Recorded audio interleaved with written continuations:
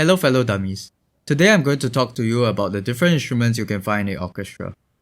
Now an orchestra is mainly divided into 4 sections: the bowers, the tooters, the bangers, and the wooden air benders. As you can see, the sections are positioned in such a way that the softer instruments are in front. If the orchestra hates their audience however, they may very well invert this arrangement by bringing the tooters and bangers to the front to guarantee the worst listening experience. Anyway, for the bowers, we have the violin, firewood, big violin, and huge violin. You probably know what violins are already if you watch two-set violin, and you also know that this instrument always appears in music memes. The big violin's only use is to play canon in D, and you probably can't hear the huge violin anyway since it produces such a low sound and it gets covered up by the rest of the orchestra. For the tooters, let's start with the small toot.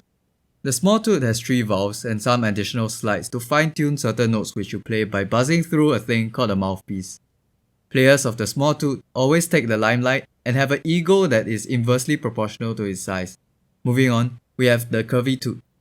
This baby right here can be seen as a divine instrument because when someone blows on it, only God knows what sound will come out of it. A typical encounter as a curvy toot player with the Lord may go something like this. The first note of my solo, please come out nicely, dear God, I'm begging you. Aha, sucks to be you. Then there's the sliding toot. The fun thing about playing it is the ability to perform a glissando, allowing you to slide through notes, which is probably the only fun thing about playing the sliding toot. Finally, we have the big toot which supports the whole orchestra with its deep and sexy voice, cause everyone loves a good strong bass. At the wooden air benders camp, let me first introduce the clarinet. Other than the fact that Squidward plays this, which you already know, clarinets are single reed instruments unlike their double reed counterparts, the oboe and bassoon. The thing about double reed instruments is that for the first few years you probably sound like a dying cow before you can even produce an average sound. If you are one of those people who likes to make your life difficult, you should definitely play either one of those instruments, else just stick to the clarinet. Like damn, look at the number of keys on the bassoon and the fingering chart. It's like trying to execute some complicated cheat code or something. Look at how many buttons the thumb manages. Jesus. Oh wait, what's this? A metallic pipe that's called a woodwind? An imposter.